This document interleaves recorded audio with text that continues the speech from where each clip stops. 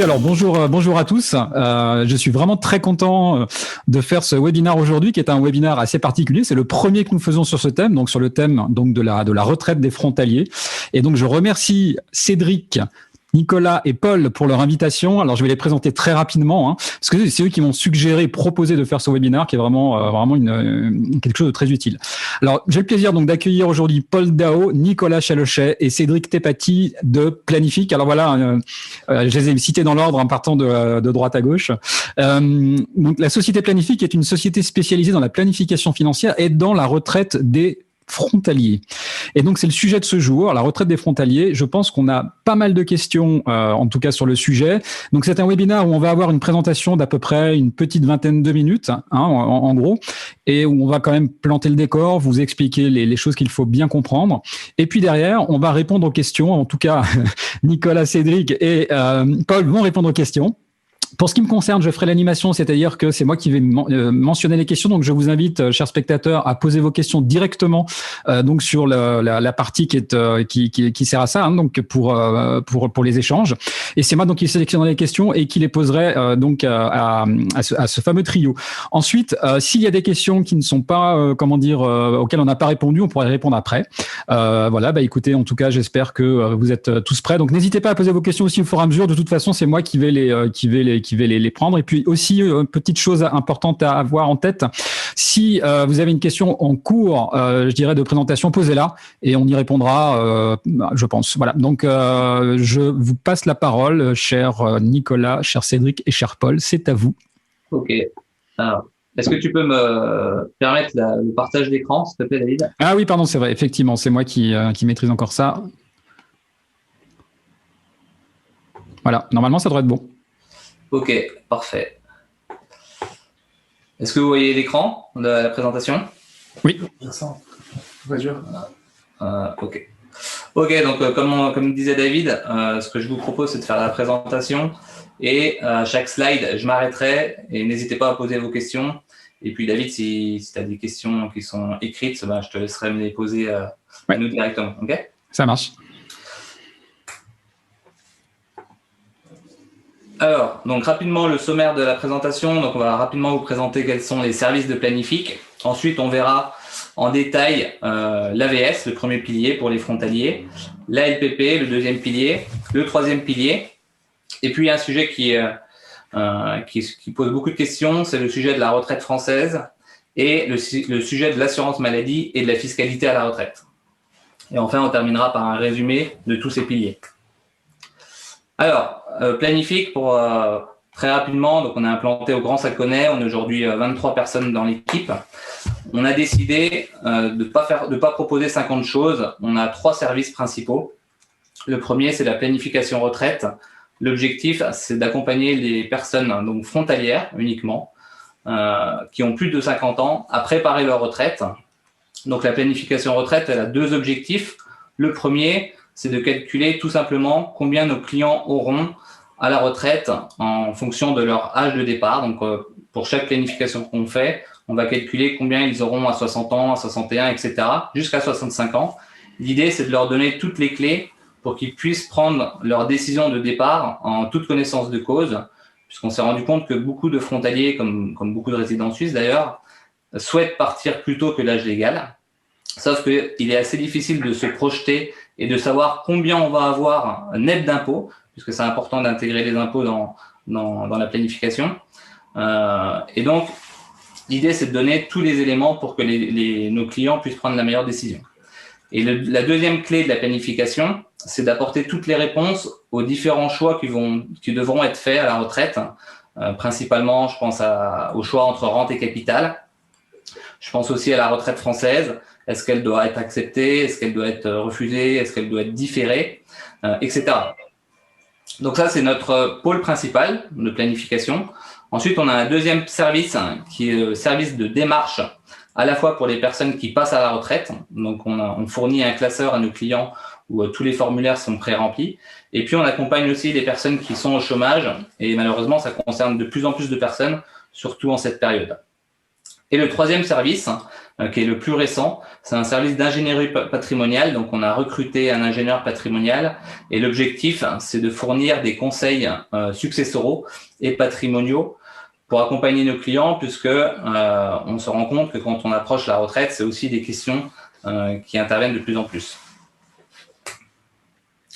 Donc, très rapidement, la retraite d'un frontalier, elle va être constituée de le premier pilier, donc l'AVS, le deuxième pilier, la LPP, éventuellement un troisième pilier pour ceux qui ont cotisé pendant leur carrière, une retraite française de base et une retraite française complémentaire pour les personnes qui ont travaillé en France, et puis éventuellement de liquidité. Généralement, ce qu'on dit, c'est qu'en phase active, on a tendance à épargner, et l'objectif, c'est qu'à la retraite, on va plutôt être dans une phase de consommation. Et puis, il y a certaines personnes aussi qui ont des revenus locatifs ou tout simplement des personnes qui vont vendre leur résidence principale pour acheter un bien moins cher, et ça va permettre de dégager des liquidités pour la retraite. Alors, on attaque avec le premier pilier, donc l'AVS. Donc, au niveau de l'AVS, en fait, vous allez toucher une rente qui va être fonction de 2 critères. Le premier critère, c'est votre salaire moyen pendant toute votre carrière en Suisse. Et le deuxième critère, c'est votre nombre d'années de cotisation en Suisse. La rente maximale, c'est 2390 francs par mois. Et pour avoir droit à ce montant, grosso modo, il faut avoir un salaire supérieur à 7000 francs en moyenne pendant toute votre carrière et avoir cotisé 43 ans pour une femme et 44 ans pour un homme. Donc, en fait, c'est de 21 ans à 64 ans pour une femme et de 21 ans à 65 ans pour un homme. Pour un homme. L'exception, donc c'est 2390 francs par mois, sauf pour les couples mariés, où la rente maximum du couple, elle est plafonnée à 3585 francs par mois.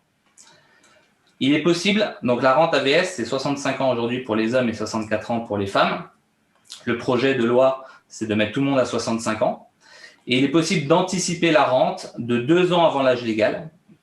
Par contre, le fait d'anticiper la rente, ça a un coût, puisque la rente sera réduite à hauteur de 6,8% par année d'anticipation. Donc, si vous prenez 2 ans avant, c'est 13,6% en moins. Et enfin, la petite spécificité pour les frontaliers, c'est que toutes les personnes qui partent avant l'âge légal ne peuvent pas cotiser en tant que frontalier à l'AVS en période de pré-retraite. Même pour les personnes de nationalité suisse, parce que beaucoup de personnes pensent qu'en ayant la nationalité suisse, ils peuvent cotiser, mais ce n'est pas le cas. Toute personne frontalière qui n'est plus active ne peut pas cotiser. Et donc, il y aura forcément une lacune au niveau de l'AVS pour les personnes qui partent avant l'âge légal.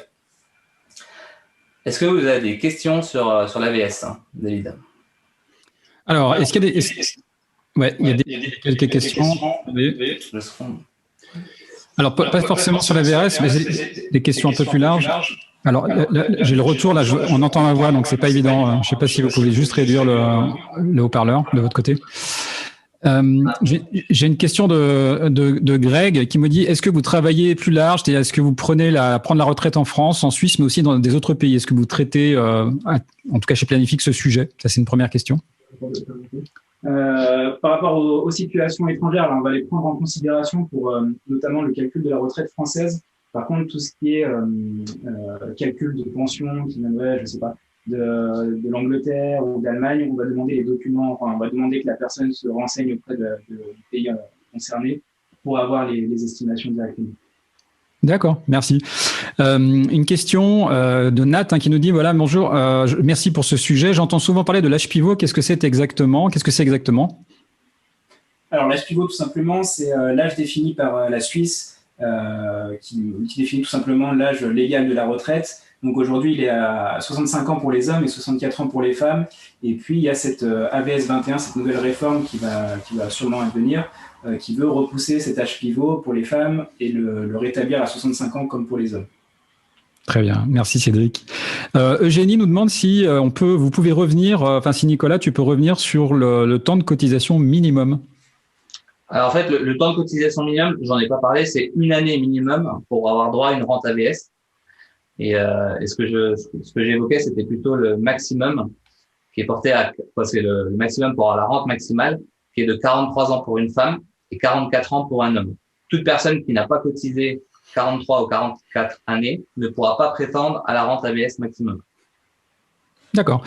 Merci beaucoup. Question de Stéphane. Je suis né en 1960 et travaille depuis 2001. À 65 ans, est-ce que j'aurai le droit à l'AVS? Oui, bien sûr. À partir du moment où il y a une année de cotisation, c'est bon. Parfait. Alors j'ai une autre question et après on va passer à la suivante. Grégory nous demande si en fait Planific travaille avec les Français installés en Suisse, donc arrivés en cours de carrière en France vers la Suisse. Alors je réponds à votre place, bien sûr.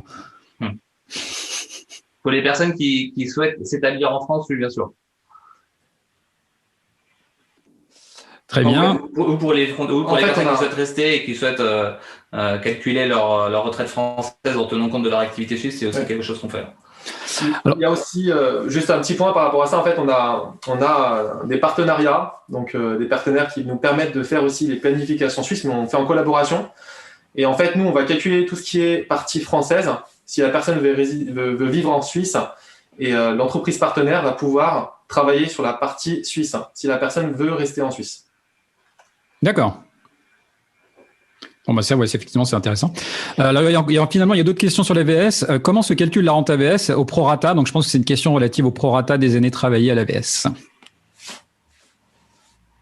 Pour le calcul de l'AVS, tout simplement, il va y avoir une première chose, c'est de déterminer le revenu moyen de la personne qui est en activité sur Suisse.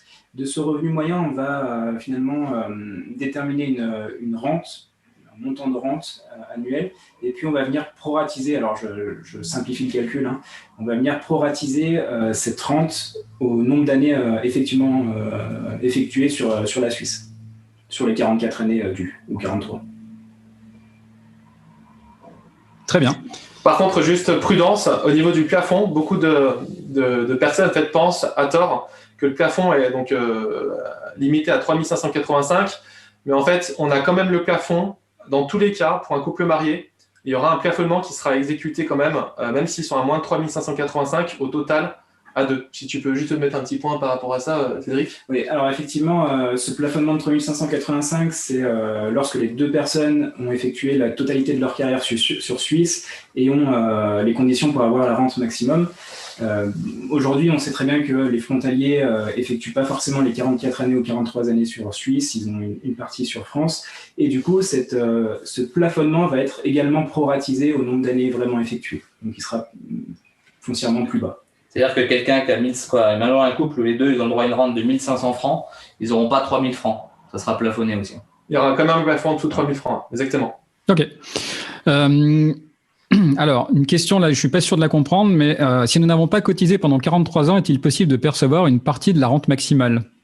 Ah oui, c'est ce que Cédric vient de dire en fait. Oui, exactement. En fait, on peut très bien avoir eu un salaire au-dessus de 200 000 toute son activité, puis avoir fait finalement que 11 ans sur Suisse, et puis on va avoir donc le prorata 11 sur 44, donc un quart de la...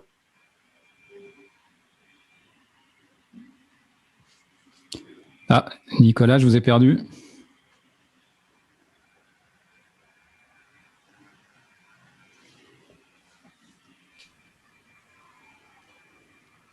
On continue, David? Ouais, je vous ai perdu là pendant un petit moment. Ok. Bon, il y a d'autres questions sur l'AVS, mais je propose de dérouler. Sinon, on risque de pas tenir le. Voilà, on y répondra. Important en plus après. Pas de panique. On répondra à vos questions. Voilà, je vous laisse continuer. Ok. Alors, on continue avec le deuxième pilier cette fois. Donc, cette fois, c'est un système par capitalisation, au contraire de l'AVS, qui est un système par répartition, comme le système français. Il est possible de faire du rachat dans sa caisse de pension, à ne pas confondre avec le retrait. Le retrait, donc, c'est je retire de l'argent pour généralement investir dans l'acquisition de résidence principale. Le rachat, c'est-à-dire j'injecte de l'argent dans la caisse de pension pour augmenter ma retraite. Et l'intérêt de faire du rachat, il est surtout fiscal, puisqu'on va pouvoir le déduire de ses revenus imposables. Par contre, uniquement si on est au bénéfice du statut quasi-résident. Donc, petit aparté pour le statut quasi-résident, depuis le 1er janvier 2021, pour avoir le statut de quasi-résident, il faut que 90% des revenus du foyer fiscal proviennent de Genève. Ils soient imposés sur Suisse. Non, de Genève. Auparavant, c'était Suisse, Genève et Vaud. Et maintenant, c'est uniquement Genève. Ça, c'est imposé sur Suisse. Voilà, imposé sur Suisse. Donc, vu que les revenus perçus sur le canton de Vaud sont imposés en France, c'est donc les revenus perçus à Genève uniquement. Et donc, il y a beaucoup moins de personnes qui sont éligibles au statut quasi-résident. Et la rectification n'est plus possible pour les frontaliers. Donc, auparavant, on pouvait déduire le troisième pilier comme le rachat de cotisation du deuxième pilier via une rectification simple. Maintenant, il faut obligatoirement passer par le statut de quasi-résident. Donc, bien faire une simulation avant, puisque le quasi-résident peut être aussi négatif. Juste un petit point. Un petit point très important pour les personnes qui sont dans des autres cantons que Genève. Ils peuvent quand même effectuer des rachats et les déduire sur le formulaire 2047 dans le point 2047 annexe lorsqu'ils font leur déclaration. Il y a un point qui est dans la feuille annexe qui est le 10.2 et ça leur permet en fait un double gain. Pourquoi ? Ça va permettre de diminuer leur imposition sur France d'une part, mais il faut faire attention aux plafonds. Donc là, on ne va pas entrer dans les détails des plafonds sur France pour les déductions du deuxième pilier de rachat. Mais ils vont diminuer donc leur imposition fortement sur France. Et en plus, s'ils sont à la PUMA, qui est anciennement la CMU, ça leur permet aussi de diminuer le coût de leur PUMA, donc de 8%. C'est-à-dire, admettons qu'ils font un rachat de 10 000, ils auront un gain de 8% de 10 000. Donc ça aussi, c'est un double gain fiscal, plus un gain sur la CMU. Merci Paul. Et donc la question... principale question qui se pose au niveau du deuxième pilier quand on passe à la retraite, c'est est-ce que je dois prendre mon deuxième pilier sous forme de rente ou de capital? À savoir que la plupart des caisses proposent aujourd'hui de prendre 100% en capital. Maintenant, il y a quelques caisses qui plafonnent le retrait du capital par exemple, à 25% ou 50%. Et ce que je vous propose, c'est de vous montrer quelles sont les différences entre la rente et le capital en évoquant les points de vue fiscaux, patrimoniaux et successoraux. Rien que ça. Voilà, je fais ça et puis après on prendra les questions s'il est là. Vous avez 2 heures. Ouais, je vais essayer de faire vite. Donc la rente, il y a 2 principaux avantages. C'est que c'est un revenu qui est garanti à vie. Et puis le deuxième avantage, bien évidemment, c'est que ça ne demande aucun effort. Maintenant, prendre la rente, ça a aussi quelques inconvénients qui sont finalement les avantages du capital. Le premier, c'est qu'en prenant la rente, vous êtes tributaire du risque de change. Puisque tous les mois, si vous vivez en France, vous allez changer votre retraite LPP que vous allez percevoir en francs suisses en euros. Et donc, c'est-à-dire qu'en euros, vous allez avoir un montant qui va fluctuer pendant tous les mois, pendant toutes les années de votre retraite, en fonction du taux de change. Ça peut être en votre faveur, bien sûr, mais ça peut être aussi en votre défaveur. Et aujourd'hui, on n'a aucune idée de comment va évoluer le risque de change, le taux de change, même si David, connaît peut-être mieux ce sujet que nous, mais c'est très difficile d'avoir une vision à 20 ans ou 30 ans. Et donc, une rente de 2000 francs aujourd'hui, on va dire que c'est 1800 € aujourd'hui, peut-être que dans 20 ans, ça sera que 1000 €. Aucune idée. Tandis qu'en prenant le capital, vous faites le change à la retraite et ensuite, vous n'avez plus ce risque. Vous avez la liberté de le changer à votre convenance. Voilà. Ensuite, le deuxième risque qui est souvent oublié, ce risque-là, c'est que la rente n'est pas indexée par rapport à l'inflation. Du moins, elle n'est pas indexée de manière obligatoire, c'est-à-dire que c'est au bon vouloir de la caisse de pension. Et si vous percevez, pour reprendre l'exemple, une rente de 2000 francs aujourd'hui, dans 30 ans, vous percevrez toujours une rente de 2000 francs. Sauf qu'avec 2000 francs dans 30 ans, vous aurez un pouvoir d'achat qui sera beaucoup plus faible. Tandis qu'en prenant le capital, vous pouvez compenser l'inflation en investissant votre argent, ne serait-ce que dans le livret A. Donc, le livret A, aujourd'hui, le taux est très faible parce que, justement, l'inflation est très faible. Mais on a tous connu le livret A à 4% quand, justement, l'inflation est faible. Et enfin, troisième point, un point très important, au niveau successoral. En prenant la rente, il n'y a pas de restitution du capital en cas de décès. Il y a uniquement une rente de réversion pour les personnes mariées, pour le conjoint, homme ou femme, à hauteur de 60% de la rente. Par contre, aucune restitution pour les enfants. Et enfin, au niveau de la fiscalité, la rente, elle est imposable à 100% sur l'impôt sur le revenu en France. Donc, elle est considérée comme un salaire. On va vous montrer un exemple après pour savoir sur quelle tranche peut se situer une rente LPP. Tandis que le capital, lui, il a imposé un taux unique, quel que soit le montant, on est 100 000 ou 1 million de francs. Le taux, c'est 6,75%, plus éventuellement la CEHR. Donc la CEHR, c'est la contribution exceptionnelle pour les hauts revenus. Et grosso modo, c'est un impôt supplémentaire qui va venir augmenter ce taux. On va faire attention aussi à ça. Et enfin, au niveau de la CSG-CRDS ou de la CMU, la rente, elle sera forcément soumise tous les mois, tandis qu'on peut l'éviter en fonction de la stratégie avec le capital. Juste au niveau de l'imposition, un point important, une question qu'on m'a souvent posée, c'est est-ce que si je récupère le capital en Suisse, est-ce que je suis obligé de le déclarer à la France, même si je le laisse en Suisse? Alors effectivement, oui, vous êtes obligé de le déclarer dans tous les cas. Ce n'est pas parce que vous le laissez en Suisse que vous n'aurez pas à payer les 6,75. Vous êtes dans l'obligation de déclarer ce capital récupéré si vous êtes résident français, même si vous le laissez en Suisse. Alors, David, je pense que tu as quelques questions, à mon avis. En fait, non, il y a encore des questions. Il y a plutôt sur les VS, en fait. Encore. C'est plus sur le deuxième pilier. Donc. Voilà, j'ai posé la question justement. J'invite tous les participants à poser leurs questions. N'hésitez pas. Alors, attendez. Ah, si, il y en a. Pardon, c'est moi j'avais pas vu. Alors, les prestations de prévoyance, rente, prestations en capital de prévoyance, rente, de prévoyance professionnelle ou de prévoyance individuelle liée sont soumises à l'impôt à la source depuis le 1er janvier 2021. Qu'en est-il de cette nouvelle réglementation ? Alors, comme tout autre revenu, je pense que tout simplement, quand vous allez percevoir votre... alors, il faudra faire effectivement attention, je rebondis sur ça. L'imposition à la source va amener un décalage de fiscalité. Il va bien falloir faire une adaptation du taux de prise à la source. Et puis, finalement, ça va suivre son cours. Hein, c'est-à-dire que l'année N+1, on va déclarer les pensions perçues sur l'année N. Et puis, on payera son impôt en fonction, avec un rattrapage qui va se faire sur septembre à décembre. D'accord. Merci. Alors une question, c'est plus, oui, c'est une question qui me dit, voilà, donc alors par contre, PC Lergue, là, faudrait préciser votre question parce que je la comprends pas. Si vous pouvez juste la préciser, je vais prendre la question de Joseph qui me dit, voilà, comment éviter l'imposition CSG-CRDS et quelle est la stratégie à adopter? Donc ça, j'imagine que c'est compliqué de prendre comme ça, mais. Alors, très bonne question. En fait, le CEHR, on peut l'appliquer déjà en faisant la CSG-CRDS, en fait, on peut. Alors, ce qu'il faut savoir, c'est que déjà, il y a une loi qui est passée, qui a été. Ils ont gagné en fait l'association CDTF, des groupes, pour les frontaliers, ont gagné le fait de dire que la CSG-CRDS ne peut pas dépasser le montant de la retraite française. Je vous donne un exemple. Si admettons que j'ai perçu en 2020 3 000 euros de retraite française et que j'aurais dû payer 10 000 euros de CSG-CRDS, le montant devrait être plafonné au montant de 3 000 euros de la retraite française. Donc ça, c'est au 31 mars 2020. Ils ont gagné, en fait, cette association. Donc, félicitations à eux.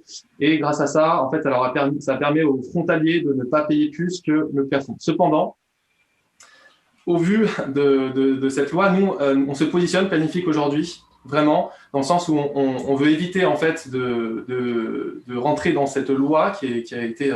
ils ont gagné, mais on n'est pas sûr aujourd'hui que c'est matérialisé correctement.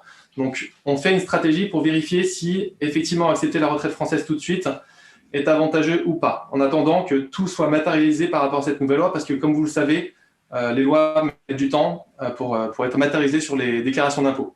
Donc, il va falloir faire appel à un avocat, etc. Donc, pour l'instant, nous, on ne rentre pas en vigueur dans cette stratégie. On va plutôt chercher des stratégies pour soit refuser la retraite française en attendant. Refuser, ça veut dire juste attendre et ne pas la prendre tout de suite, ne pas la demander, parce qu'on peut la demander à n'importe quel moment, la retraite française.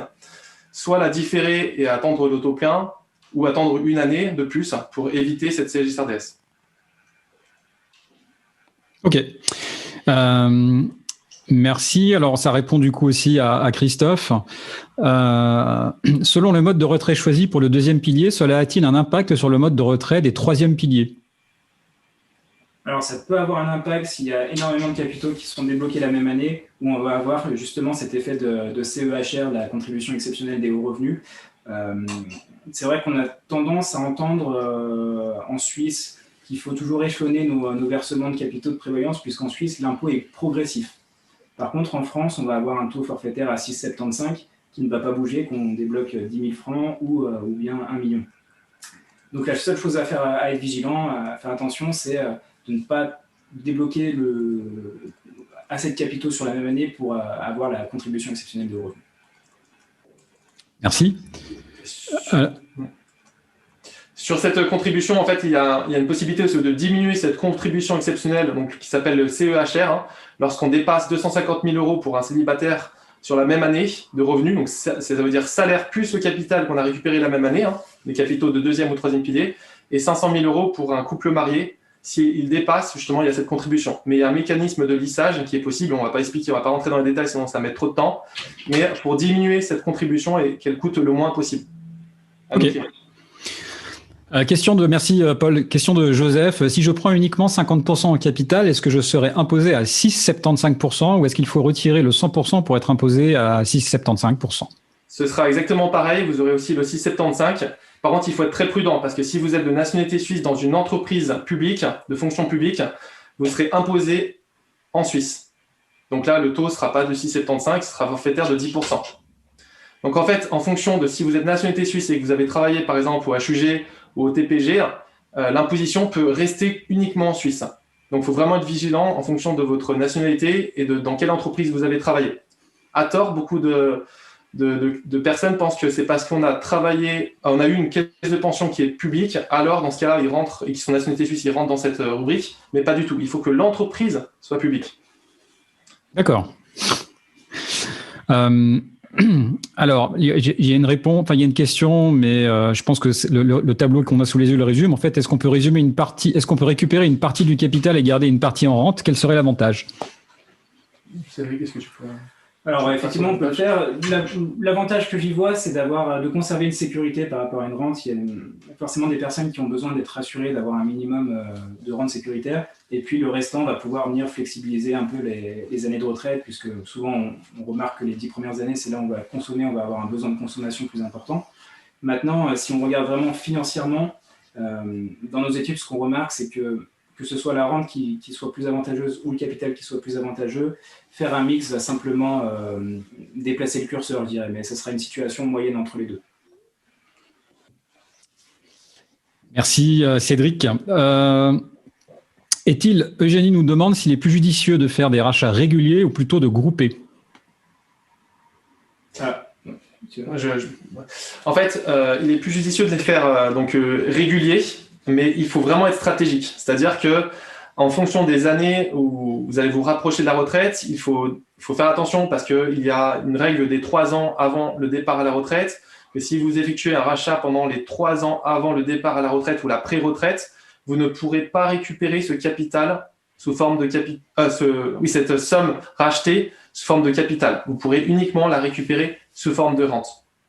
Donc, vous pouvez le faire en différentes années pour diminuer l'impôt avec plus d'impact, parce que si vous faites une seule année, vous aurez un remboursement qui ne sera pas aussi efficace que si vous l'effectuez sur différentes années. Mais effectivement, ça se calcule. C'est quelque chose qui se calcule. C'est pour ça qu'on appelle la planification retraite. Ça commence à partir de 50 ans. D'où l'intérêt de commencer très tôt pour réfléchir comment défiscaliser avant la retraite et comment aussi trouver une stratégie au départ de la retraite pour récupérer cet argent. D'accord, merci Paul. Question, alors on va en prendre 2 dernières et après on va passer. Si nos rentes ou capital sont imposées en Suisse à la source, on ne peut pas être imposé sur le revenu en France. Donc ça, c'est une question. Je n'ai pas compris par rapport à votre tableau qui ne fait pas figurer cette situation. Alors effectivement, le tableau prend la situation générale.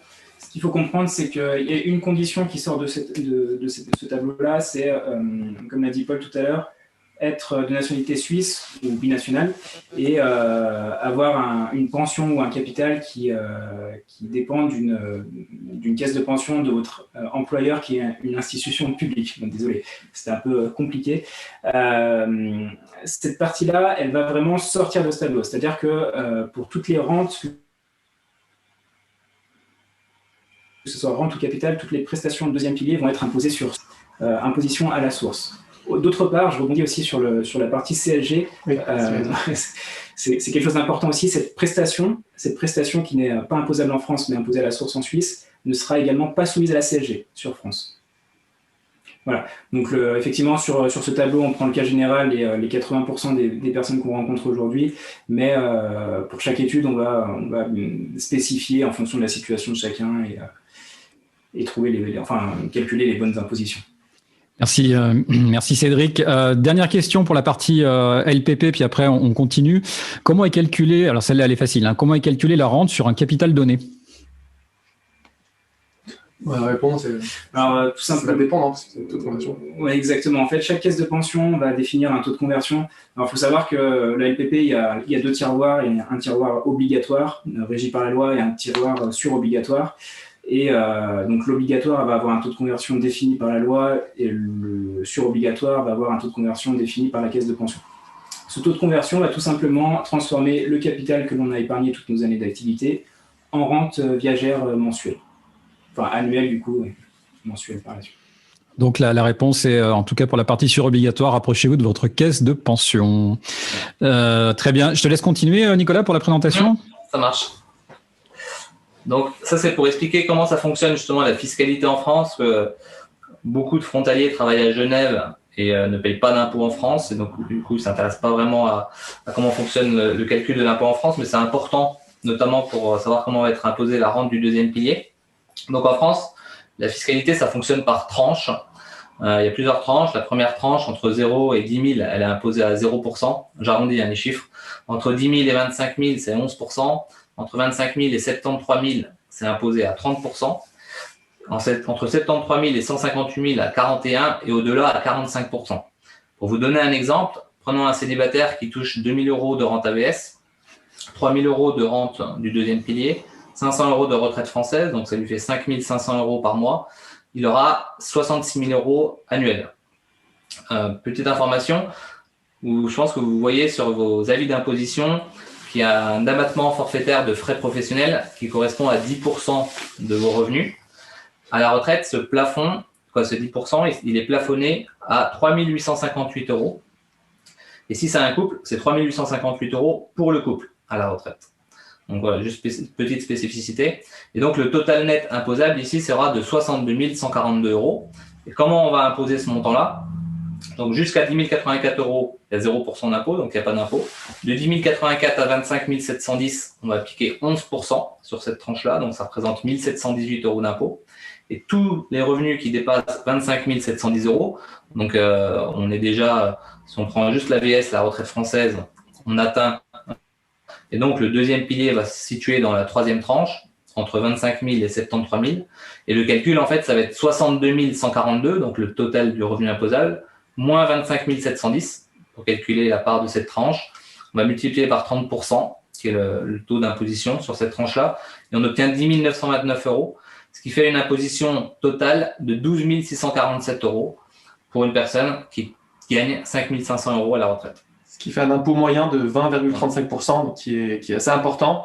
Donc là, vraiment, ce qu'il faut comprendre en résumé, c'est que l'entièreté du deuxième pilier dans ce cas de figure, par exemple, est imposée à 30%, ce qui peut faire très mal, à la différence de 6,75 sur le long terme. C'est clair. Je continue, David? Oui, continue. Ça marche.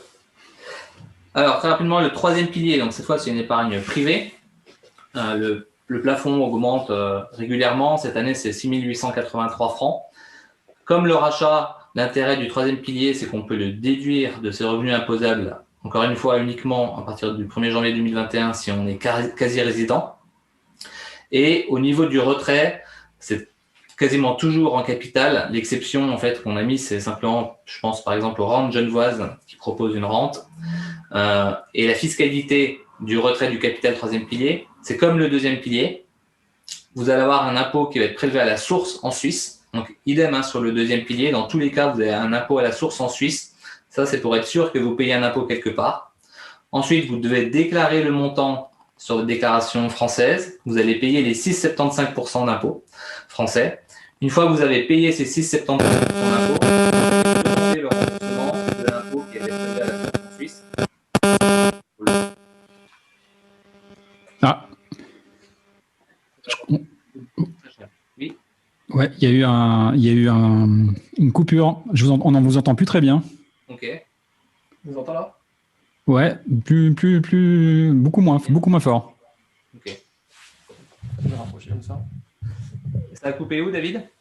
La dernière phrase que tu viens de dire, que tu as dite.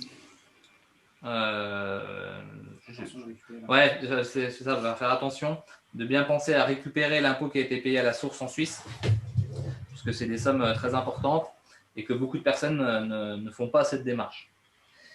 Et puis, effectivement, en plus, il faut aussi faire attention à prendre en compte dans ces calculs la CMU, si on est à la CMU, ou la CSG-CRDS, si on a pris sa retraite française. Merci, le son est revenu là. J'ai l'impression qu'il y a eu un petit truc qui s'est passé. Je te laisse dérouler la présentation, Nicolas. C'est bon? Ouais. Il nous reste à peu près, 10 minutes, hein, donc on est, je sais pas si on est. Je continue. Ouais. Alors, la retraite française, donc c'est plus complexe qu'en Suisse. Il y a 42 régimes de retraite entre les régimes obligatoires et les régimes complémentaires. Ce qui est important de comprendre, c'est que la rente, elle est possible à partir de 62 ans en France ou à partir de 60 ans si on a le dispositif de carrière longue. Donc, pour bénéficier de la carrière longue, il faut avoir travaillé 5 trimestres avant l'âge de 20 ans et avoir le taux plein quand on atteint 60 ans. Et vous allez avoir une rente à taux plein. Donc, rente à taux plein, c'est-à-dire que vous avez cotisé le nombre de trimestres suffisant par rapport à votre année de naissance. On va voir juste après le tableau. Et si vous n'avez pas le nombre de trimestres, vous allez avoir une décote. Et si vous avez plus de trimestres, vous allez avoir une surcote. Et dans les trimestres comptabilisés, on comptabilise aussi les trimestres travaillés en Suisse. Très important. Donc, nous entendons toujours là, c'est bon? C'est parfait, non, très bien. Okay, parfait. Donc, en fait, le nombre de trimestres exigés, il dépend de votre année de naissance. Donc, je vous laisse prendre connaissance en fonction de votre année de naissance du nombre de trimestres. Et il y a quelques bonus pour les femmes. Un enfant égale 8 trimestres supplémentaires. Et si vous n'avez pas le taux plein au moment où vous prenez votre retraite suisse, donc imaginons que vous arrêtez à 65 ans, et puis vous êtes né en 1960, vous n'avez que 165 trimestres, vous n'avez pas les 167 trimestres requis. Donc, soit vous allez prendre la retraite française à 65 ans avec une décote, soit vous allez attendre le taux plein qui sera par défaut à 67 ans. Et donc, vous allez recevoir la rente française sans décote à ce moment-là. Et pour les personnes qui ont plus de 3 enfants, 3 enfants ou plus, la retraite est majorée de 10%. Je continue et après on prendra les questions.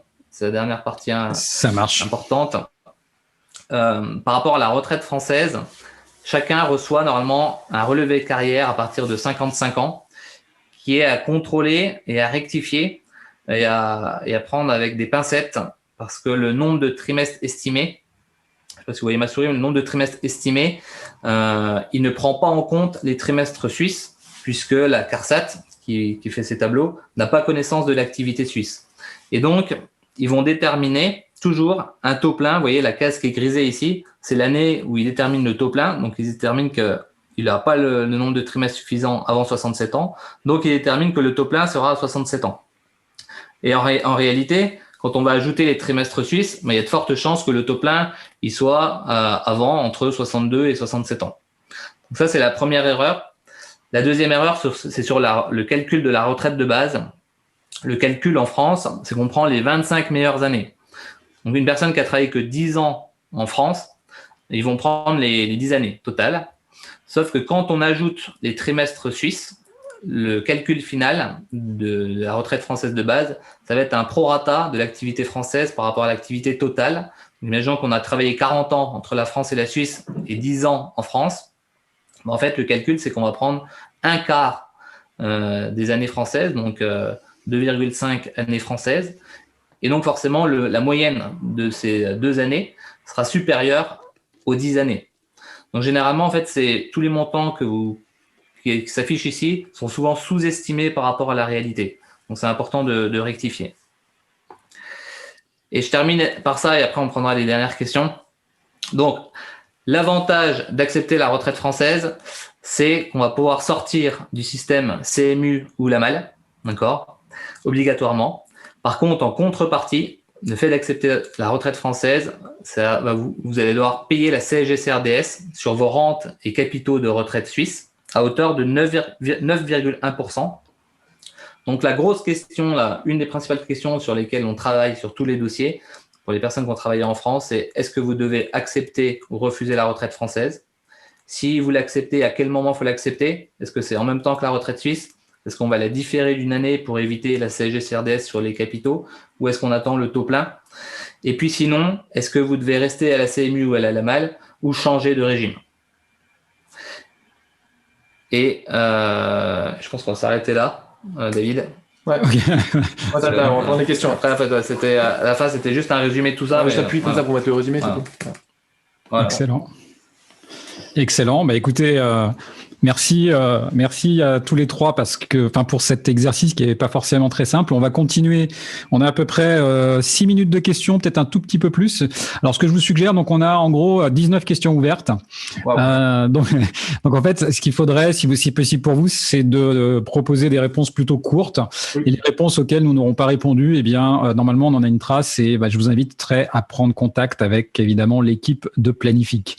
Alors, première question, peut-on renoncer à la retraite française si elle est trop faible ? Oui, tout à fait.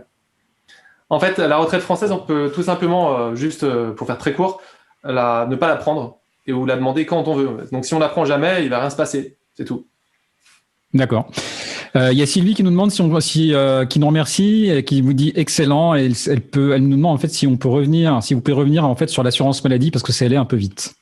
Alors, juste en fait, pour faire aussi très court, l'assurance maladie, en fait, il y a 3 choix au départ de la retraite. Soit on prend la CMU, soit on prend la MAL. Soit, si on accepte la retraite française, on est obligé d'aller dans le système CSG-CRDS. Donc, on va être prélevé au niveau des prélèvements sociaux sur nos rentes suisses et françaises.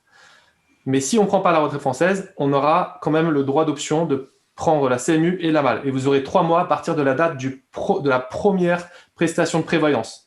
Si je prends le capital uniquement à 60 ans et que je veux prendre ma retraite AVS plus tard, je devrais faire mon droit d'option au moment de la prise du capital du deuxième pilier. C'est très important.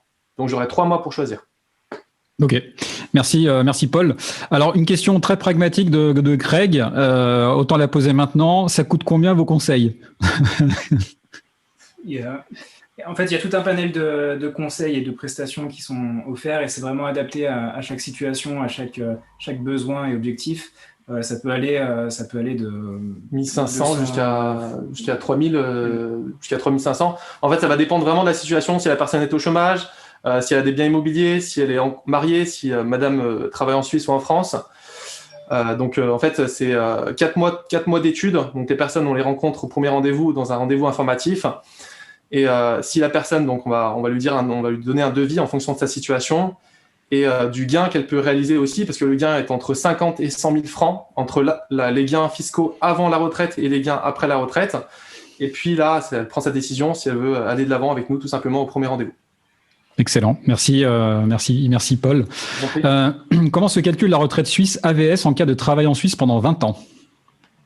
Alors tout simplement, on va venir prendre la moyenne des revenus sur les 20 années effectuées et puis cette moyenne de revenus va être comparée à un tabel qui s'appelle l'échelle 44 qui va nous donner une rente correspondante et cette rente va être proratisée, je simplifie, va être proratisée au nombre d'années effectuées. Donc cette rente va être multipliée par 20 divisée par 44 que la personne aurait dû cotiser. D'accord, merci Cédric. À partir de quel âge conseillez-vous de commencer à se pencher sur la question ?